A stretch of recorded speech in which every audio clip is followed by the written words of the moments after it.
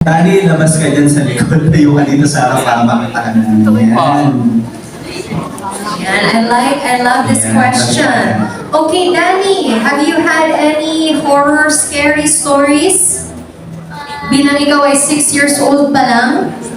Ay, hindi pa po. Nag-stay lang po ako sa Safe Space Archer.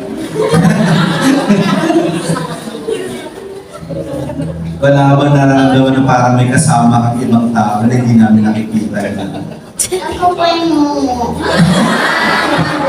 Naku niya rin din. Nagutahin mo. Let's go it. Sorry. Hindi, Danny, a question. Nakakita ka na ba ng multo? In real life? Hindi po. Naniniwala ka ba sa multo? Medyo matakot po ako, pero alam ko, fake lang yun. Sige, ilipat ka ba na? Baka ibang Sa parang ibang ma-share. customer. Okay. Siguro may ganun bang feeling na may kasama ka, parang may kasama ka. How do you deal with it? Ako personally, wala talaga eh. Parang takot yung mamulto sa akin eh. Never ako nakapuntan talaga. How about Gabo? For me, siguro nung pandemic, we had this lock-in shoot sa May Tanay. And parang sleep paralysis ako for say, one night. And then the next night, yung roommate ko naman yung sleep paralysis. So, luckily, we were there for each other habang binabangungot kami. Ginising namin yung isa't isa. So, ako first night, siya yung second night. So, yun yung pinaka-close ko siguro na naramdaman na may kasama.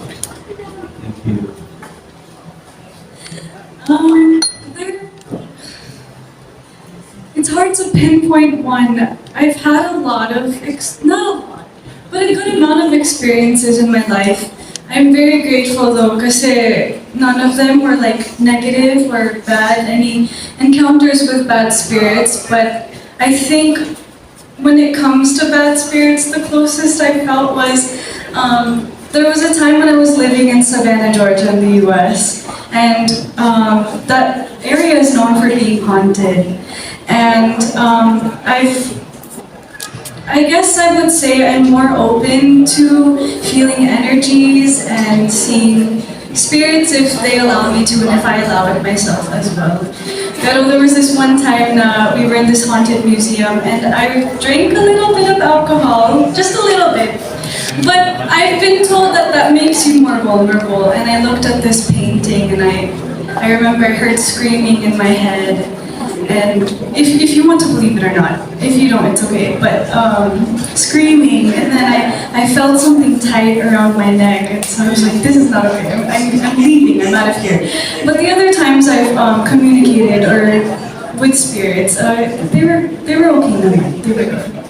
We believe you naman. Pang-important pa yung grupo mo. Si Rose.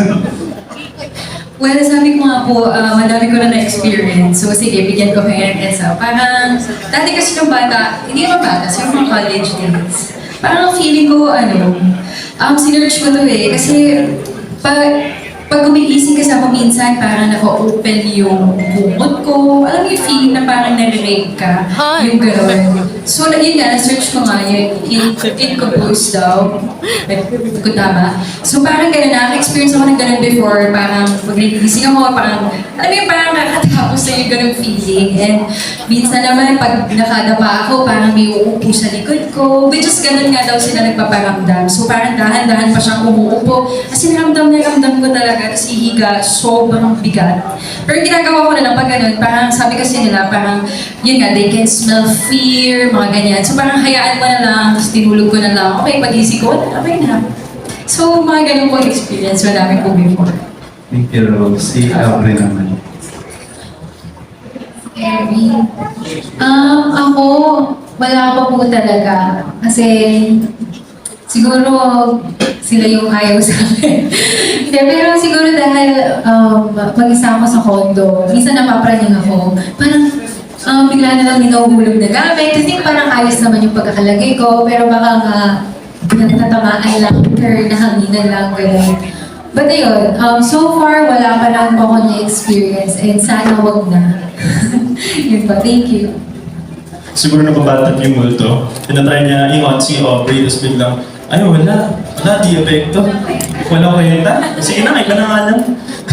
Ako, I mean, same din naman talaga. Wala talaga ako nararamdaman na gano'n. Wala pa nagpaparamdam sa akin. Pero siguro, one question that comes into mind was, I was like very young, medyo hazy pa yung memory, but I always hear from my mom. Kwento niya na one time, it was just me and her sa front porch namin sa town and country. There's a time na wala masyadong houses, no? Tapos dulong-dulo kami. We were just bonding as mother and son. Tapos all of a sudden, parang may napansin kaming dumaan from left to right ng front gate namin. Which is concerning kasi sa right side, wala na mga bahay, just open lots. So parang ba't may dadaan doon? Wala namang tindahan, wala naman kung ano man. Pero we didn't think anything of it kasi syempre sobrang madilim na. Then, all of a sudden, after may dumaan, biglang may nahulog sa second floor ng bahay. Sobrang lakas ng hulog. Eh syempre, mindset namin nun was, kami lang yung tao sa bahay. At parang ganun din. Usually, yung mga gamit, maayos yung paglagay. So walang rason para mahulog. Walang earthquake or anything. So from there, syempre, overthinker kami ng mama mo. Dahil doon, nagtinginan kami dalawa. Tapos biglang nagtakbuhan kami sa loob ng bahay. So takot na takot. But from there, ayun, that was the pinaka-first siguro and last experience na may naranasan akong gano'n. Pero parang ganun din sa akin, ayaw magparamdam eh. Siguro ayun nga, medyo KJ na ako. Manhid na ako sa ganyan. Wow. Sa akin naman po, nung bata ako, meron kami isang tinirahan somewhere in Quezon City, 2 bedrooms siya. Sa isang bedroom, ako, si mommy, tsaka isang kong kapatid na lalaki yata. Tapos yung sa kabilang room, yung lola ko, tsaka yung isa kong sister. So, yung sister ko, biglang tumakbo sa kwarto namin. Doon daw siya matutulog kasi natatakot daw siya. Sabi ko, ang sigip na namin dito. Solo yung bed niya doon kasi sa bed ng kwarto ng lola ko, tig-isa sila ng kama. So kami, siksik sa isang kama doon sa kabila. So sabi ko, sige, doon na lang ako matutulog sa kwarto mo, ako na lang sa kama mo. So, doon ako natulog. Tapos parang hindi ko alam kung anong oras yun, naalimpungatan ako. Nakakumot ako. Tapos, nagising ako, naalimpungatan ako, nakita ko, nandun siya sa paanan ko. May buhok niya nakita ko, nakagalit. Tumina ako, galit ko, kala ko ba matutulog to sa kabila? Sumiksik pa dito, naisisikipan na nga kami. So, tulog ulit ako ganyan. Pagising ko sa umaga, wala naman na siya doon. Wala siya doon. Sabi ko, okay. Baka lumipat. So, pagkagising ko, punta ako sa kabilang kwarto kasi medyo kinabahan din ako. Kasi sure ako na may nakita akong ulo sa paanan ko. So, pagpunta ka sa kabilang kwarto, lumipat ka ba sa kabilang kwarto? So, hindi, natatakot na ako doon, kaya ako umalis kasi may narinig akong tumatawa. Sabi niya, kaya siya lumipat sa kwarto namin. Tapos na ako natulog. Yun lang. So, sobrang, hindi ako matatakotin eh. So, hindi ko naisip kung ano yun, yung nakita ko nung time na yun. Yun lang. Lahat ng tao sa paligid ko may paniniwala naman sa mga ganyan and all. Ako kasi 3 years since nung bata ako, naniniwala ako sa multo.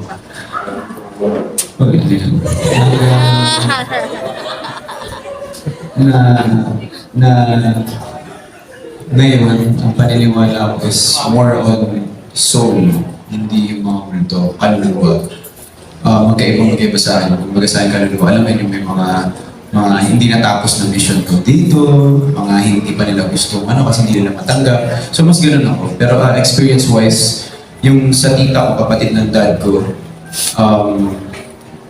dati siya nagtatrabaho kay Papa. Business kasi namin before Xerox machines.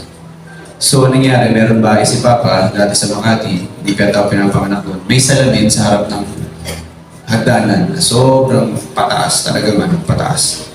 Ngayon, sabi daw nila, every time natadaan silang pag-ano, may nakikita silang white lady. Legit talaga yun talaga. Sabi daw, huwag daw gagalawin yun. Hayaan nyo lang. Ngayon, pinili agad nung tita ko na yun, sa papa ko yung bahay, sila na tumira doon. Kaya pala gusto kong magpaalisin or pililigan lang agad, swerte daw yun. Ngayon, bilyon na sila, mayaman na talaga sila. Tapos, doon na ako nagsabi, kaya every time yung mga nagkukwento sa paligid ko, nasa yung multo, kakausapin ko, sumunod sa akin, dali. Ganun yung experience ko, like legit yun. At di ba lagi sinasabi sa amin, totoo yan, hindi yan. Sabi ko, hindi, sige, kakausapin ko pa minsan, shock pa kami, baka mama, pwede ka na tumambay, ganyan. Kasi hindi ko alam wala pa ako experience na gano'n kung malas, iwas ako na. Pag swerte, pwede. Pero kung may kasalanan ako, mahirap na yun. Kaya ayaw ko pumupunta sa madalas ako pumupunta sa 7-Eleven, doon lagi nagpapagpag So,